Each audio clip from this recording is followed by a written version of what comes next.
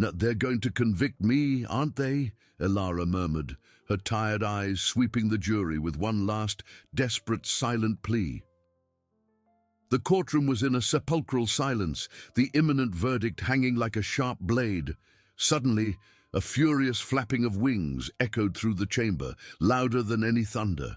A raven with feathers as black as night burst through the open window, flying in frantic circles over the shocked heads of those present, until it dramatically landed on the prosecution's podium.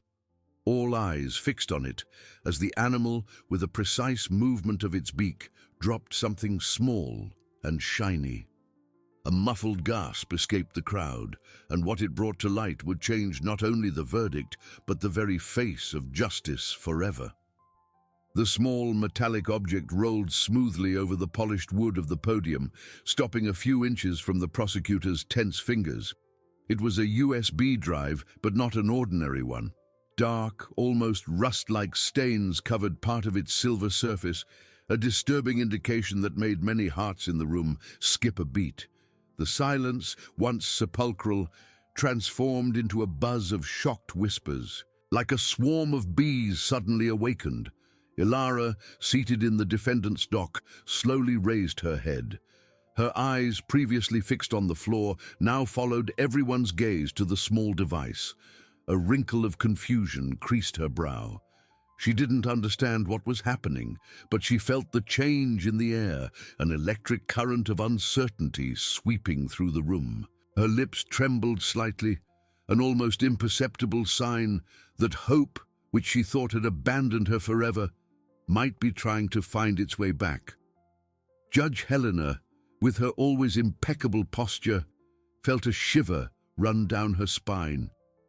In all her years on the bench, she had never witnessed anything so unprecedented. Her eyes, which had seen countless human dramas, fixed on the raven, which remained motionless on the podium, its black feathers contrasting with the light wood, almost like a silent guardian of a secret. Helena's wisdom told her that this was no trivial event, and her experience warned her of the need to maintain order and impartiality, even in the face of the inexplicable. "Order in the court!" Her voice resonated, firm and clear, cutting through the murmurs. The gavel, however, remained untouched, for the situation was too delicate for such an abrupt gesture. "Bailiff, please collect the object with the utmost care and bring it to my bench." The prosecutor, Dr. Almeida, a man of austere demeanor and impeccable reputation, observed the scene with a mixture of incredulity and irritation. His case was solid. The evidence against Elara was, in his view, irrefutable. The appearance of that bird and the blood-stained USB drive was an outrage, an absurd distraction that threatened to destabilize the entire process. He clenched his fists under the table, feeling the pressure of public opinion and the certainty that something was about to change drastically. The bailiff, a robust but visibly shaken man, approached the podium cautiously. He picked up the USB drive with a tissue, avoiding direct contact with the dark stains, and placed it on the wooden tray that Judge Helena extended. The raven, with one last penetrating look at the magistrate, majestically spread its wings and flew out the window, disappearing as mysteriously as it had arrived.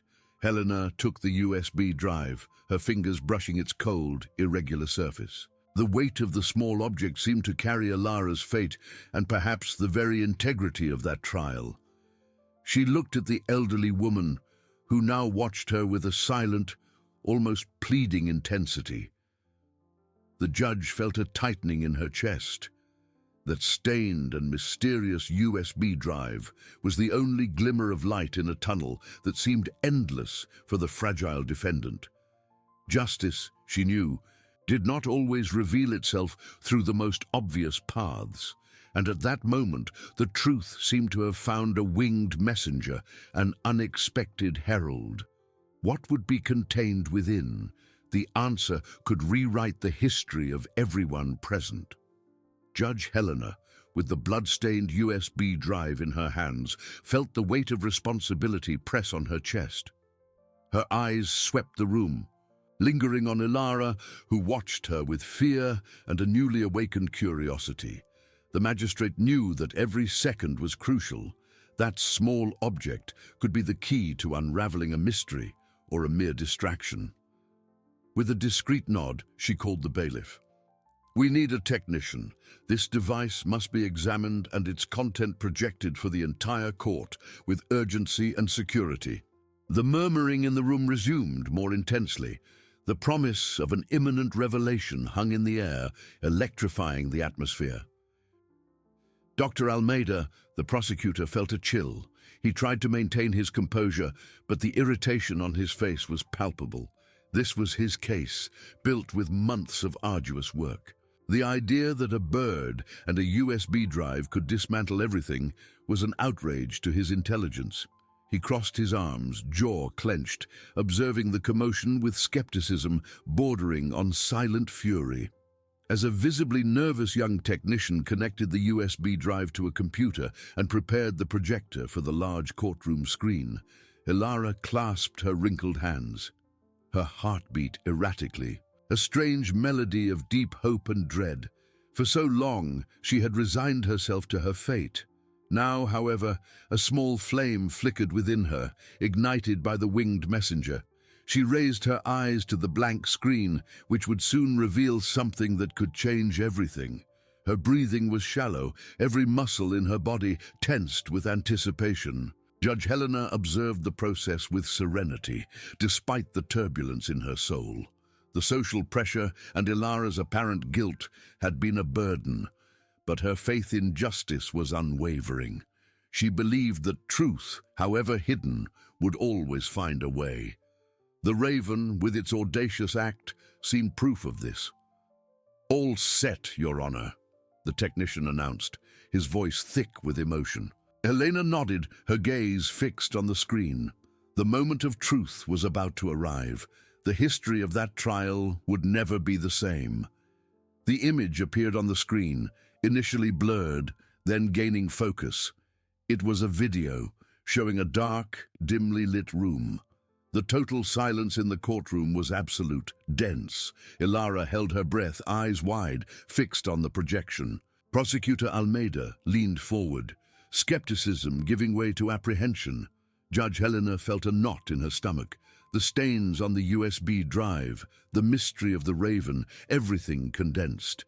The truth, complex and painful, promised to unravel deep layers of deceit. The video began to play. The camera, apparently hidden, trembled slightly, indicating it had been placed in haste. The muffled sound revealed distant voices. The tension in the room was almost unbearable, a knot tightening in everyone's throat. Every person, from the jury to the audience, was glued to the screen, awaiting the revelation.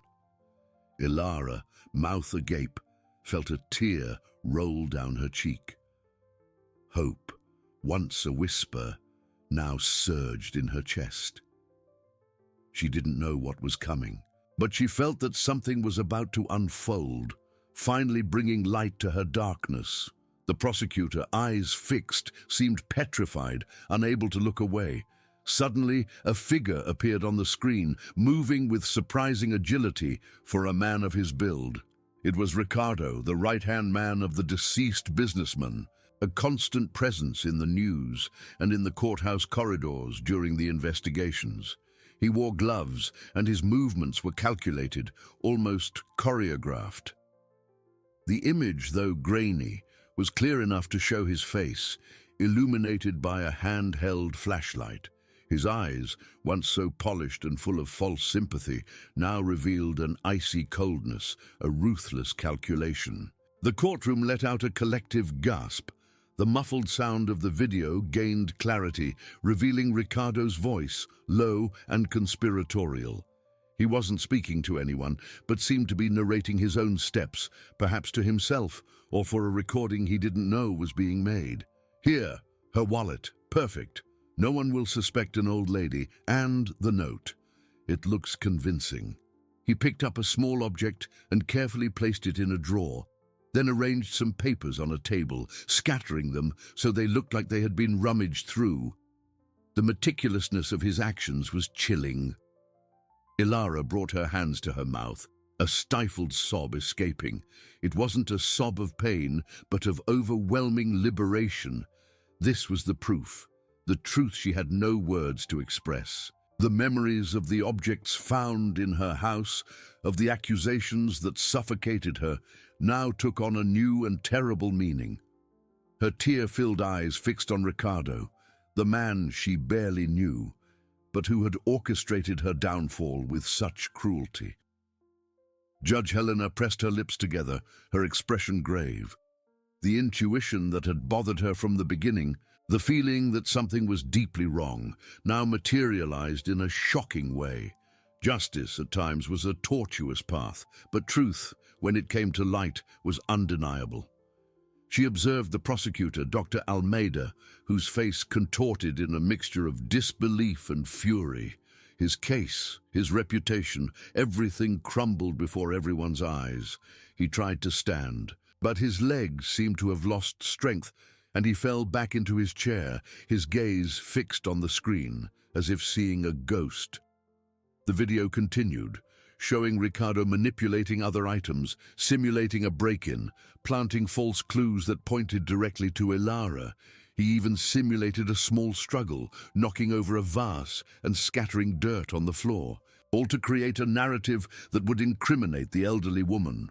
The cruelty of his plan was evident in every gesture, in every whispered word. The courtroom was in absolute silence, only the muffled sound of the video filling the space.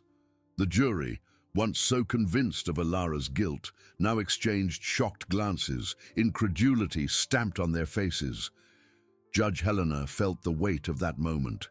That USB drive, brought by such an improbable messenger, was not just evidence. It was a cry for justice, a revelation that shook the foundations of that trial. Ilara's fragility contrasted painfully with Ricardo's calculating coldness. Truth, at times, chose the most unexpected paths to manifest itself, and at that instant it burst into the room, relentless, undeniable. Ilara's innocence, once a distant hope, now shone with crystal-clear clarity.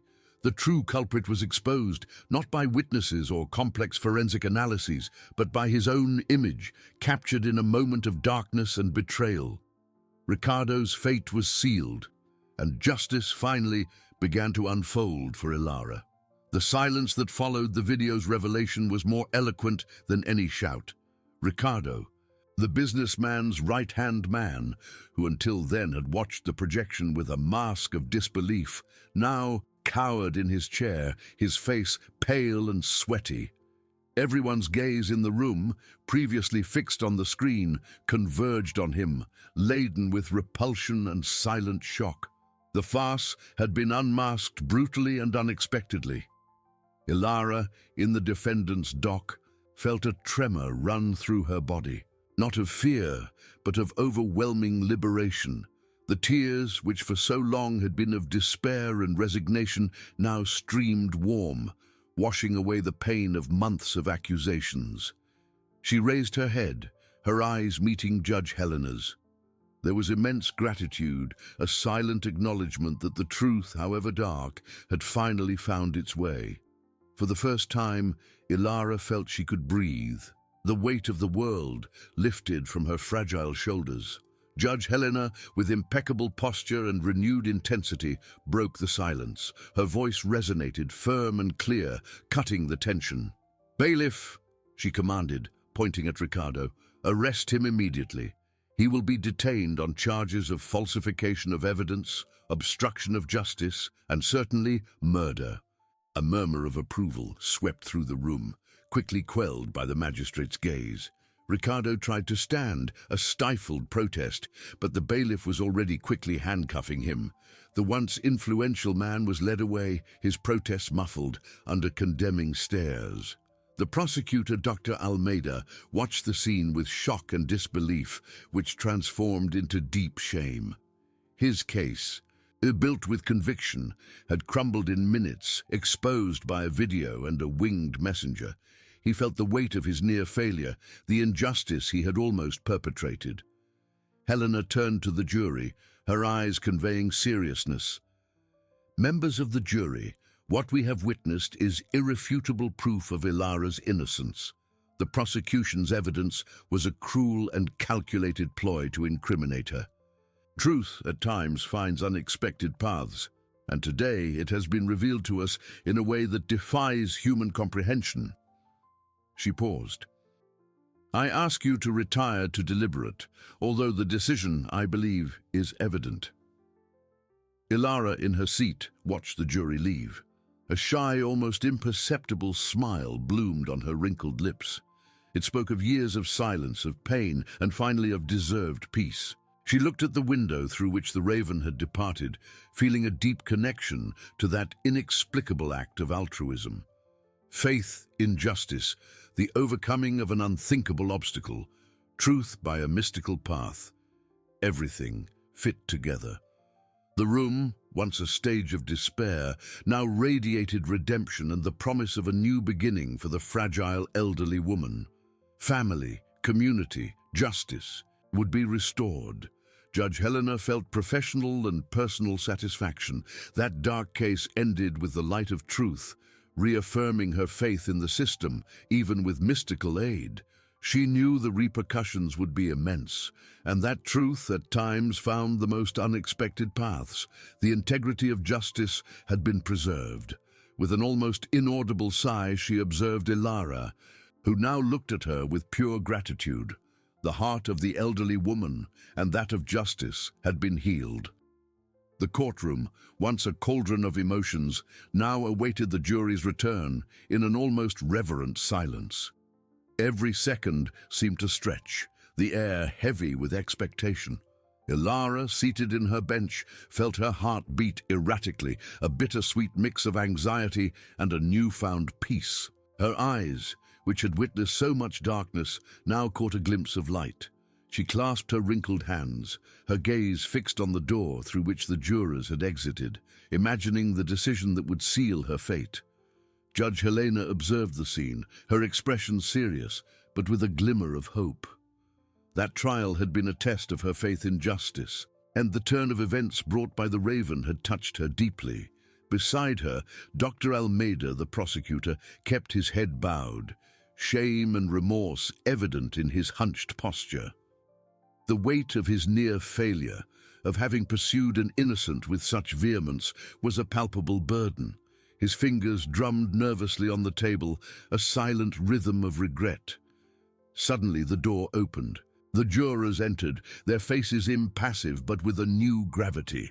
The bailiff handed the verdict to Judge Helena, who read it with deliberate calm. The silence in the room was so intense that one could hear their own heart beating. Ilara closed her eyes for an instant, a silent prayer on her lips. In the name of the law, and based on the evidence presented, Judge Helena's voice echoed, clear and strong. The jury declares the defendant Ilara not guilty of all charges. A collective sigh of relief swept the room. Many in the audience, once skeptical, now wept in silence, touched by the redemption. Ilara opened her eyes.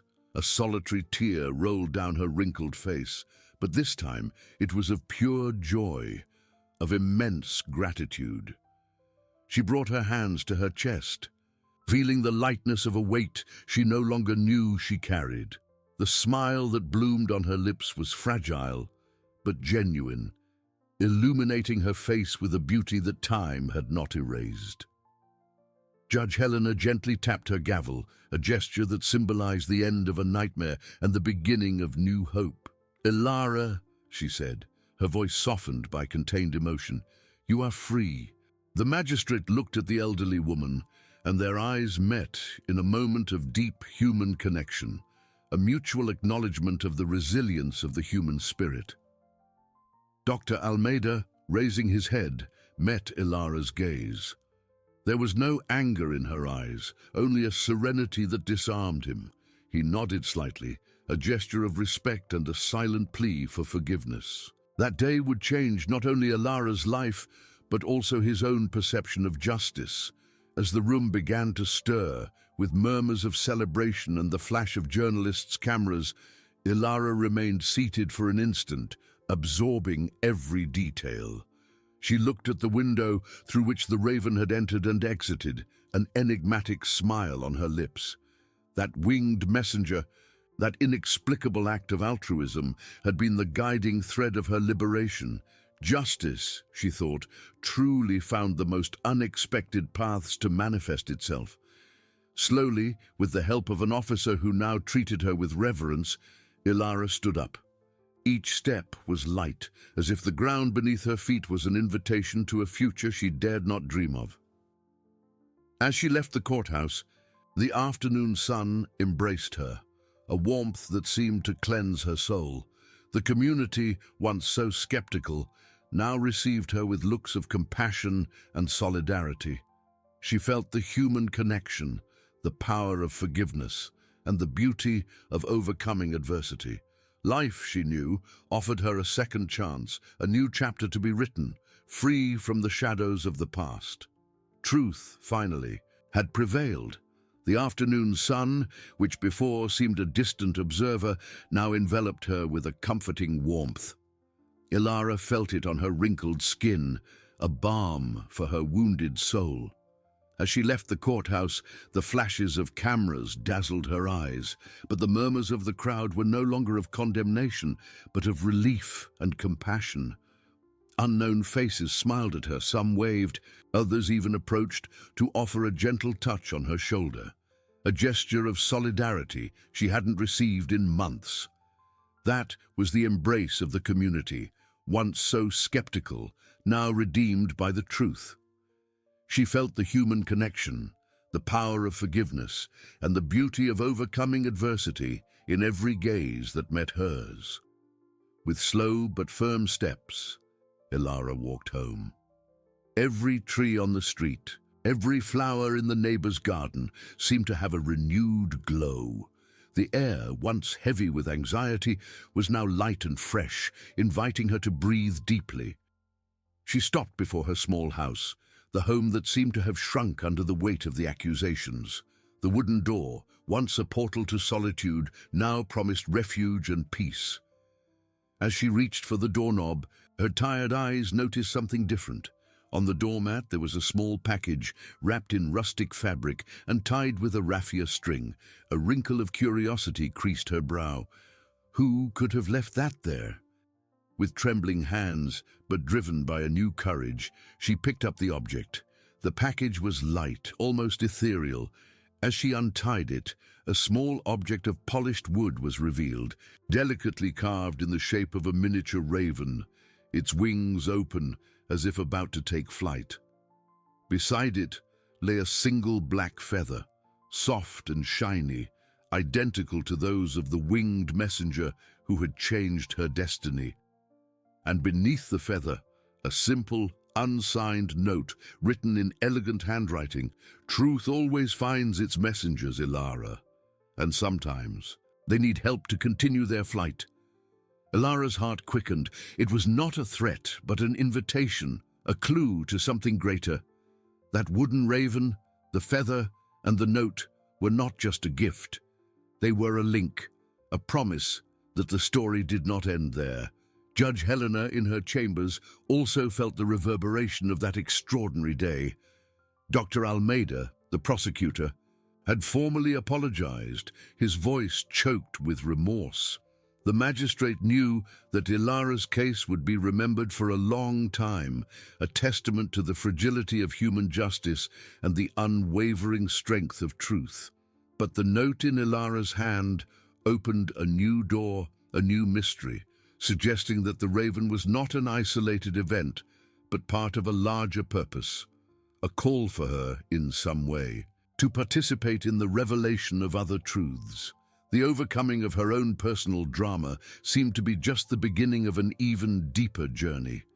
Ilara held the small wooden raven, the black feather, and the note, feeling the weight of what those words meant.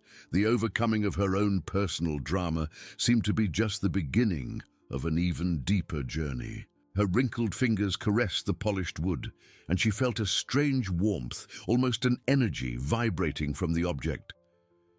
Truth always finds its messengers, Ilara, and sometimes they need help to continue their flight. The phrase echoed in her mind, an enigma that pulled her from her usual quietude. She, a woman of few words, accustomed to the silent routine of her days, was now confronted with a calling, a responsibility that seemed greater than anything she had ever faced. Her eyes, once filled with weariness, now shone with a mixture of apprehension and a newly awakened curiosity. She entered her small house, the scent of lavender and old books welcoming her. She sat in her favorite armchair, the package still in her hands. Who could have left it? And why her? Ilara had always seen herself as a leaf carried by the wind, voiceless, without the strength to fight. But the raven, that winged messenger, had proven that even the most fragile of creatures could carry the heaviest of truths. And now, that note suggested that she, Ilara, had a role to play. Help to continue their flight. The image of the majestic raven hovered in her mind. Was it an invitation to unravel other mysteries, to be a voice for those who had none? The elderly woman's heart, which had grown accustomed to resignation, now beat with a new melody, a rhythm of purpose. Meanwhile, in the quiet of her chambers, Judge Helena reviewed the documents of Ilara's case, the image of the raven landing on the podium, the blood-stained USB drive. Everything was still vivid in her memory. She felt a deep satisfaction that justice had prevailed, but also a disquiet. That event transcended logic, defied reason. The judge, a woman of law and order, found herself questioning the boundaries of what was possible. She remembered Ilara's grateful gaze, a look that carried the strength of a soul reborn. The magistrate knew that society needed more than just laws. It needed faith, hope, an unwavering belief in truth. Dr. Almeida, the prosecutor, had left, visibly shaken and humiliated, but with a new perspective on justice. Helena knew that the experience would change him, perhaps make him a more zealous defender of truth, less prone to hasty judgments. That case had been a catalyst for many, a reminder that life at times presents us with lessons on the most tortuous paths. Judge Helena closed the folder, her thoughts turning to the future. The raven had brought a truth, but perhaps also a seed, an idea that justice was a vast field and that many other flights still needed help. Ilara, in her armchair, finally made a silent decision. She didn't know how or when, but she felt that the wooden raven and the feather were a calling. She was no longer the fragile, resigned, elderly woman. The overcoming of her own drama had ignited a flame in her chest. She put the note and the feather in a small jewelry box and placed the wooden raven on her bedside table, a constant reminder. Her eyes fixed on the object, and a determined smile appeared. She would help the raven continue its flight. Truth, she now knew, needed all its messengers, and she was ready to be one of them. Ilara, with the wooden raven on her bedside table, felt the silence of her home transformed. It was no longer resignation, but contemplation. The phrase from the note, "And sometimes they need help to continue their flight," lingered in her mind, persistent. She, who had always considered herself insignificant, now carried a purpose that made her feel strangely grand. Her eyes, once accustomed to looking away, began to observe the world with new intensity. What did helping the raven mean? She had no answers, but she knew the first step was to be attentive. In the following days, Ilara walked through the neighborhood, seeking to understand. She observed faces in the market, listened to murmurs in the bakery, catching unspoken emotions. At first, everything seemed normal, but gradually, small details stood out. The persistent sadness in the eyes of the young florist, Marina, who always smiled. The old cobbler, Sir Jorge, now hunched over his bench, shoulders heavy. Subtle signs previously ignored demanded attention. Her biggest obstacle was her own nature. Ilara was shy, averse to confrontations, and the idea of interfering made her uncomfortable. But the wooden raven, wings open, whispered courage. She remembered the injustice, the despair of having no voice. What if she could be someone's voice, even discreetly? The human connection felt in the courtroom now propelled her. Meanwhile, Judge Helena, in her chambers, felt a new state of mind. The outcome of Ilara's case had left an indelible mark. The rationality of her profession had been challenged by an almost mystical event. She found herself looking out the window, seeking a sign that it hadn't been a delusion. Truth, she knew, was complex, but the raven had revealed it to be deeper. The judge felt renewed responsibility, a weight in her decisions beyond the laws. She began to pay more attention to the details in cases, to the defendant's gazes, to the unspoken meanings in witnesses' testimonies, seeking truth with heightened sensitivity. Dr. Almeida, for his part, was in deep introspection. The public humiliation and the near conviction of an innocent had transformed him. He dedicated himself to reviewing old cases, looking for flaws, injustices he might have committed. The image of Ilara, serene and forgiving, was a constant mirror of his fallibility. He promised himself that he would never again allow haste or pressure to cloud his judgment. Ilara, on her silent journey, wove a web of observations. Marina, the florist, received frequent visits from a stern-faced man, always leaving her with tear-filled eyes. Sir Jorge, the cobbler, had lost the sparkle in his gaze, his tools dusty. The elderly woman felt that something was wrong, an underlying sadness to be revealed. The wooden raven on her bedside table seemed to vibrate with this new perception. She didn't know how to act, but the determination to help, to be a beacon for truth, grew in her unwavering heart. The overcoming of her personal drama had given her strength to look beyond herself, to the silent dramas of others' lives. She was ready for the next flight, ready to listen to the whispers of justice. Ilara felt the calling, a persistent echo in her heart. The wooden raven on her bedside table was a constant reminder. Truth, at times, needed help to manifest itself. She, who had always hidden in the shadows, now felt an undeniable urge to approach the silent dramas around her. Her first step was towards Marina, the young florist. Ilara had noticed the sadness in the girl's eyes, even behind her forced smiles. One day, while buying daisies, Ilara hesitated.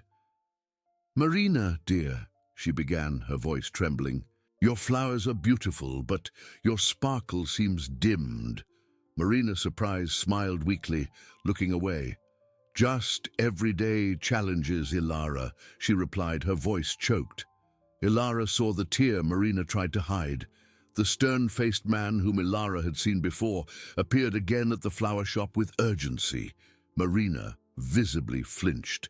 Ilara felt a tightening in her chest. At home, Ilara reflected.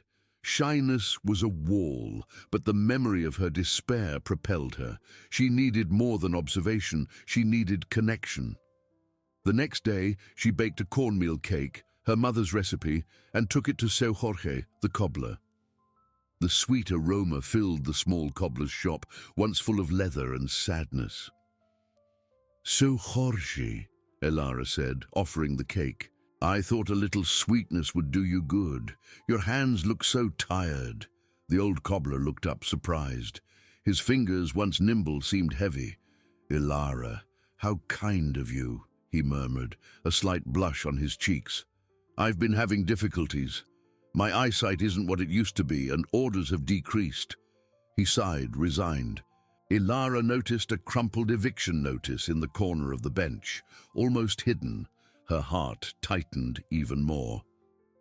Meanwhile, Judge Helena, in her chambers, dealt with a family dispute where the truth seemed entangled in resentments. She applied the same heightened sensitivity that Ilara's case had taught her. She observed expressions, pauses, averted gazes, seeking the truth beyond words. That raven, she thought, had not only revealed a crime, but had awakened in her a new way of seeing justice, more human, attentive to silent dramas. Dr. Almeida, for his part, lectured at a conference on legal ethics, warning about hasty judgments. He shared his experience, the humiliation of Ilara's case, as a testament to the need for humility and a tireless pursuit of truth. His voice, once arrogant, now carried the sobriety of one who had learned a valuable lesson. Ilara, back in her home, felt the weight of her discoveries. Marina was under financial pressure, perhaps linked to the stern man, and so Jorge faced the risk of losing his home and livelihood. The situations were different, but the common thread was vulnerability and the need for help. She knew she couldn't ignore it. The wooden raven on her bedside table seemed to observe her, wings open, a silent invitation to the next flight. The elderly woman, who once feared her own shadow, felt a growing strength. She had no money or power, but she had the experience of injustice, empathy, and a newfound courage. Truth, she knew, needed allies, and she was ready to be one of them. Even if her path was that of an elderly lady with a cornmeal cake and a heart full of compassion. She would start with Marina, the florist, feeling a greater urgency. Ilara knew that the urgency to help Marina, the florist, was palpable. The stern face of the man who visited her and the fear in the young woman's eyes stayed in her mind. The next day, with the wooden raven on her bedside table watching her, Ilara gathered the little courage she had. She couldn't simply ask. She needed a gentler approach, one that invited trust. She decided to return to the flower shop, not to buy, but to offer something of herself. Upon arriving, Marina was arranging a bouquet of red roses, her hands agile, but her shoulders tense. "Good morning, Marina," Ilara said, her voice a little firmer than she expected. "Your roses are splendid. I remember how my mother loved red roses." Marina smiled, a smile that didn't reach her eyes. "Good morning, Ilara. Yes, they are beautiful." Ilara noticed a slight tremor in the girl's hands. "Marina, I have some lavender seeds at home that I planted many years ago. They grow strong, even in difficult soil. I thought perhaps you'd like some for your garden, or even for a pot here in the shop." Lavender calms the soul. Marina stopped what she was doing, and her eyes, for the first time, met Ilara's with genuine curiosity, mixed with a touch of melancholy. "How kind, Ilara. I would love that. My mother also loved lavender." The mention of Marina's mother opened a small crack. Ilara felt a warmth in her chest. Life brings us challenges, doesn't it, my dear? But sometimes a small seed of hope can make all the difference. Marina nodded, a silent tear rolling down her cheek. "Yes, Ilara. Challenges too big sometimes." Ilara reached out and gently touched Marina's arm. "There is no burden that cannot be shared, Marina. And there is no darkness that truth cannot dispel." Meanwhile, in the quiet of her chambers, Judge Helena delved into a land dispute case between neighbors, a conflict that had dragged on for generations. She listened to the lawyers, but her eyes scrutinized the faces of those involved, seeking the untold story, the emotional wounds behind the documents. The raven's lesson stayed with her. Truth was not always on the surface. She noticed the bitterness in the eyes of one of the parties, an elderly man who seemed to carry the weight of an ancient injustice. Helena knew that justice was not just about applying the law, but about healing human relationships. She proposed mediation, something she might have previously considered time-consuming, but which she now saw as essential for a true and lasting resolution. Dr. Almeida, in his office, reviewed a complex financial fraud case. His approach was different now. Every detail was examined with a meticulousness that was previously lacking. He sought not just conviction, but a complete understanding of the facts, ensuring that no innocent person would be dragged into the whirlwind of accusation. The image of Ilara, serene and forgiving, was a constant reminder that integrity was the pillar of his profession. He felt the weight of responsibility, but also a new clarity of purpose. Back at the flower shop, Ilara felt she had planted a seed. Marina, though still apprehensive, had accepted the offer of lavender and a silent invitation to talk more. "I'll stop by your house tomorrow, Ilara, to pick up the seeds," Marina said, her voice a little softer. Ilara smiled. "I'll be waiting, dear, and perhaps we can have some tea." The elderly woman knew the path would be long, but the door was ajar. Later, passing by Seu Jorge's cobbler shop, Ilara saw the eviction notice now taped to the door, more visible. Her heart tightened. Seu Jorge's situation was urgent and Marina's delicate. She couldn't ignore it. The wooden raven on her bedside table seemed more than ever a symbol of her new mission. Truth, she knew, needed voices, and she was learning to use hers with gentleness and persistence to unravel the silent dramas that surrounded her. The overcoming of her own suffering had transformed her into a messenger of hope, ready to help others find their own paths to light. The next morning brought a light mist, but Ilara's heart was clear and determined. The wooden raven on her bedside table seemed to wait, its wings open in a silent invitation. She prepared chamomile tea and homemade biscuits, the sweet aroma filling her small living room. When Marina knocked on the door punctually, Ilara felt a mixture of nervousness and a strange calm. "Come in, dear. The tea is ready," Ilara said, her gentle smile inviting the young woman to feel at ease. Marina entered, bringing with her an aura of fragility. Her eyes, though less tearful, still carried the shadow of deep concern. She sat in the soft armchair, accepting the steaming cup of tea. The lavender seeds, wrapped in a small cloth bag, rested on the table. "They're beautiful, Ilara. Thank you," Marina murmured, her fingers brushing the fabric. Ilara observed the young woman, waiting for the right moment. "Lavender is resilient, Marina. It blooms even in barren soil, with a little care and patience." Marina nodded, a heavy sigh escaping her lips. I wish I had the strength of lavender, Ilara. I feel so weak, so trapped." The elderly woman reached out and touched Marina's hand, a gesture of pure welcome. "No one is weak when truth is at stake, my dear, and you are not alone." Those words, spoken with the wisdom of one who had already faced darkness, seemed to break an invisible barrier. Marina began to speak, at first in whispers, then her voice gaining strength as the words were freed. She told of the stern-faced man, Mr. Vicente, a local loan shark who had lent money to her sick father for urgent medical expenses. With her father's death, the debt had fallen on Marina. Vicente not only charged exorbitant interest rates, but also threatened to take the flower shop, her family's only legacy, if she didn't pay.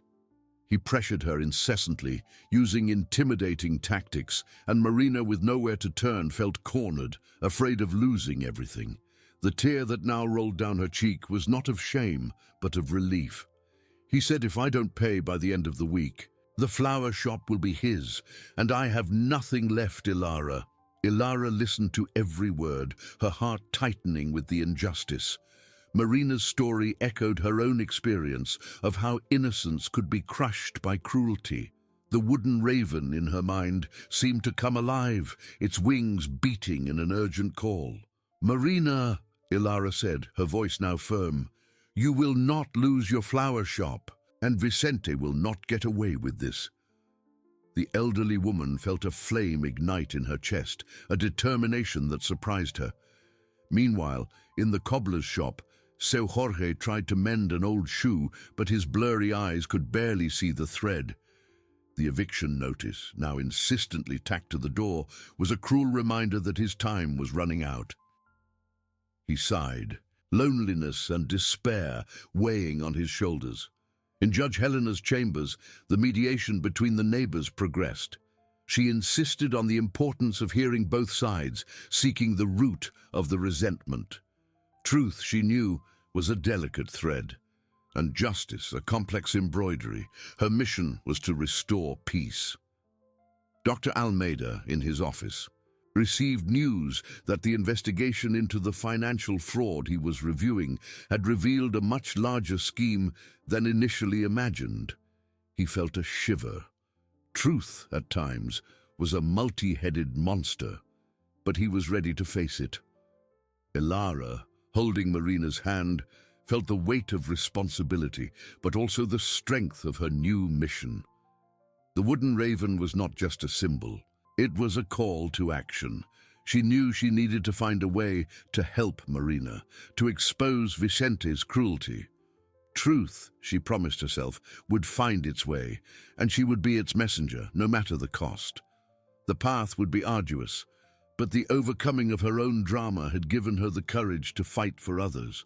Ilara, with Marina's hand still in hers, felt the urgency of the situation. Vicente, the loan shark, represented a real threat, and the flower shop, Marina's family legacy, was in imminent danger. The elderly woman knew she couldn't confront a man like him directly, but truth, she thought, had its own ways. She remembered Dr. Almeida, the prosecutor, who, though once relentless, had been transformed by the raven's revelation. He now sought justice with a new humility. "Marina, dear," Ilara said, her voice soft but filled with conviction, "we won't let Vicente take what is rightfully yours. There are people who can help, people who believe in justice." Marina looked at her, a spark of hope in her tear-filled eyes. "Who, Ilara? I don't have money for lawyers, and he is very powerful." Ilara smiled, a smile that conveyed a newfound strength. "Truth is more powerful than any money or threat, Marina, and I know where to find it. Do you trust me?" Marina nodded, clinging to that promise like a life raft. The next day, Ilara, accompanied by a still apprehensive Marina, went to Dr. Almeida's office. The prosecutor, who had once seen her in the defendant's dock, now received her with respect.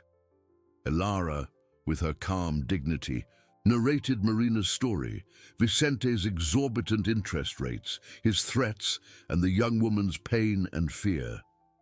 Marina, encouraged by Ilara's presence, showed the few documents she had, the abusive loan terms.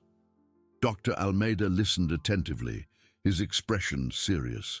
The image of Ilara in court, the injustice that almost materialized, was fresh in his memory. He saw in Vicente the same cruelty that had almost made him condemn an innocent person. "Ilara, Marina," he said, "this is a case of usury and extortion. We cannot allow this to continue." He promised to investigate Vicente thoroughly, seeking other victims and evidence of his illegal practices. The truth about Vicente would begin to unravel. Meanwhile, Judge Helena, in her chambers, received news that the mediation between the neighbors had been successful. The parties, after weeks of facilitated conversations, had reached an amicable agreement, restoring peace and good neighborliness. The judge felt deep satisfaction. That case, without the drama of the courtroom, but with the complexity of human emotions, reinforced her belief that true justice went beyond the letter of the law, seeking healing and reconciliation. The raven, she thought, had taught her to look into people's hearts. Back at the cobbler's shop, so Jorge, unaware of the events, tried with trembling hands to mend a shoe. The eviction notice was still there, a constant reminder of his imminent loss. Loneliness and fatigue were his only companions. Days passed. Dr. Almeida, with the help of Marina and other witnesses he found, gathered irrefutable evidence against Vicente. The loan shark, confronted with the evidence of his frauds and threats and the pressure from the community that was beginning to rise, was forced to back down. Marina's flower shop was saved. The debt, renegotiated under fair terms, allowed the young woman to keep her family's legacy. Marina, with tears of gratitude, hugged Ilara. "You saved my life, Ilara. You are my raven." Ilara, feeling the warmth of Marina's embrace, knew that her mission did not end there. Truth had prevailed for Marina, but Seu Jorge still needed help. She gathered some neighbors, telling the story of the old cobbler, his failing eyesight, and the eviction notice. The community, touched by compassion and inspired by Ilara's courage, organized a fundraiser to help Seu Jorge pay his rent and buy new glasses. A young cobbler's apprentice, who admired Seu Jorge's work, offered to help him in the shop, ensuring that the craft would not be lost. Seu Jorge, seeing his cobbler's shop full of neighbors and friends, with the eviction notice torn from the door, felt an emotion he hadn't experienced in years. Tears streamed down his wrinkled face, but they were tears of gratitude and relief. Ilara, observing the scene, felt her heart overflow. The wooden raven on her bedside table seemed to smile. Truth, she now knew, did not need a courtroom to manifest itself. It needed voices, hearts willing to fight, and a community that united for justice and human connection. She had found her flight. Ilara, seated in her modest living room, observed the wooden raven on her bedside table. It was no longer an inanimate object, but a living symbol of her own metamorphosis. The warmth of Marina's embrace, the gratitude in Seu Jorge's tear-filled eyes, the buzz of the community that had united, all of this resonated in her heart, once so silent and fearful. She, who one day found herself in the defendant's dock, discredited and alone, was now a beacon, a voice for those whose silent dramas echoed unheard. Truth, she had come to understand, was not only revealed by a winged messenger in a courtroom, but woven into the small acts of compassion and courage of everyday life. At the flower shop, Marina prospered. Ilara's lavenders bloomed in a pot near the door, exuding a gentle fragrance that calmed the soul and attracted new customers. Vicente had been exposed, and although the path to total justice was long, the flower shop was safe, and Marina, with Dr. Almeida's help and the community's support, began to rebuild her life, stronger and more resilient. She now smiled with her eyes, a glimmer of hope replacing the old melancholy, and her hands, once tense, moved lightly among the flowers. In the cobbler's shop, Seu Jorge, with his new glasses and the help of the young apprentice, worked with renewed vigor. The eviction notice was a distant memory, replaced by a board of photos of satisfied customers and a mural of community thanks. The smell of new leather mingled with the aroma of fresh coffee. He was no longer alone. The cobbler's shop had become a bustling hub, a place where stories were shared and bonds strengthened. Ilara, passing by, was always greeted with a respectful nod and a warm smile from the old cobbler. In Judge Helena's chambers, the wisdom that Ilara's case had brought her continued to guide her decisions. She became an even more fervent advocate for mediation and restorative justice, seeking not only the application of the law, but the healing of human wounds. In each case, she saw the complexity of lives behind the facts, and her empathy deepened. The raven, for her, was a constant reminder that truth had many layers and that true justice required an attentive look at the heart, not just the mind.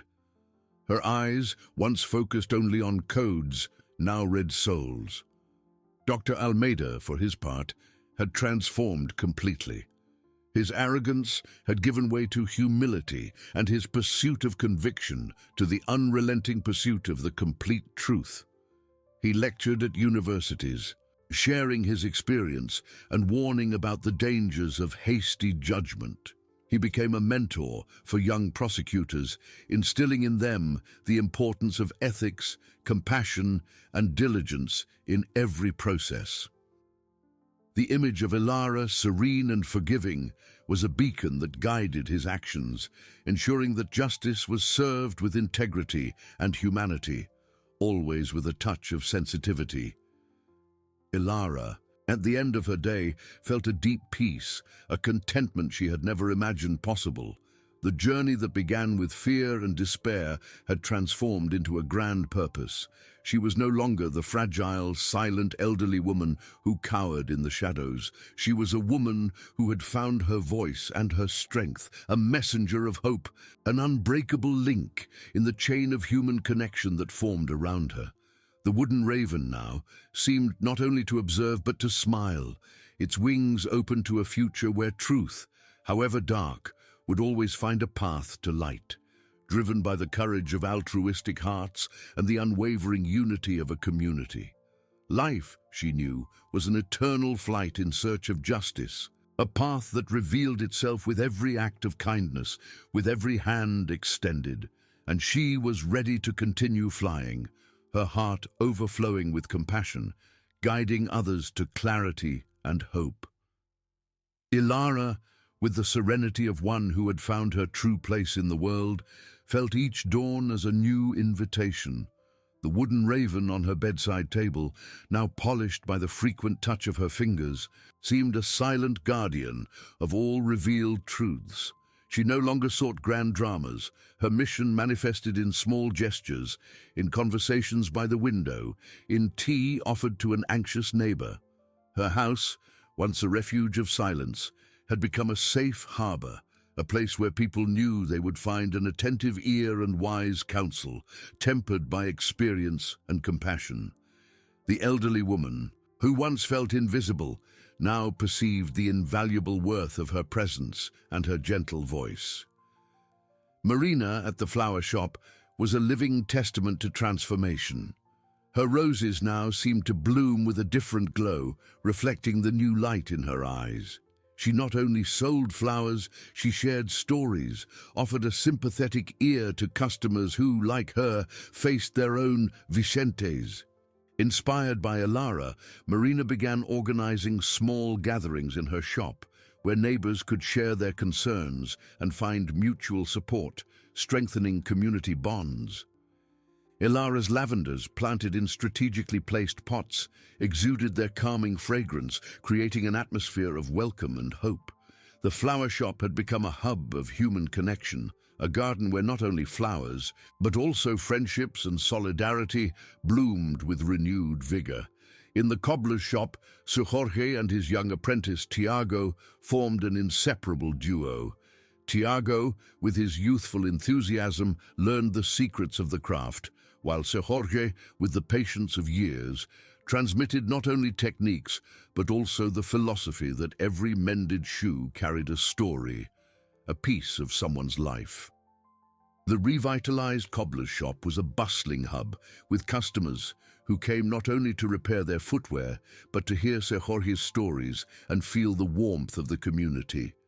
The old cobbler, with his new glasses, read the morning newspapers, commenting on the news with customers, and his laughter, once rare, now frequently echoed through the small establishment, filling the air with contagious joy. Far away, in the corridors of justice, Judge Helena continued to be a force for change.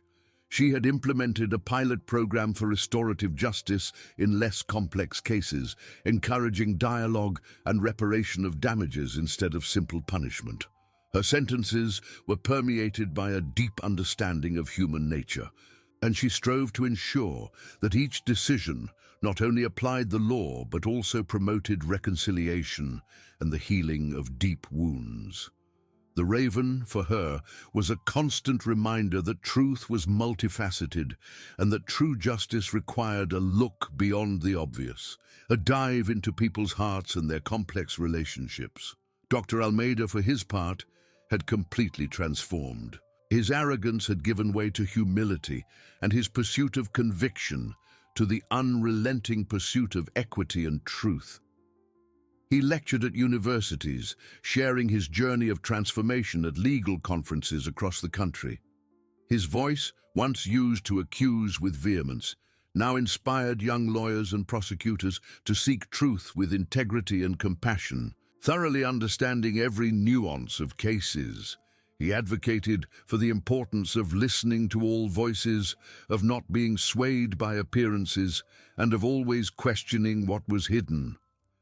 Ilara's story was the core of his lectures, a powerful reminder that justice was a service to humanity, not a mere legal dispute, but an incessant search for fairness and truth. Ilara, at the end of another day, felt gratitude fill her chest. She had planted seeds of hope and saw them sprout around her, transforming lives and hearts. The community, once fragmented by fears and distrust, now united, weaving a network of support and solidarity that grew stronger every day.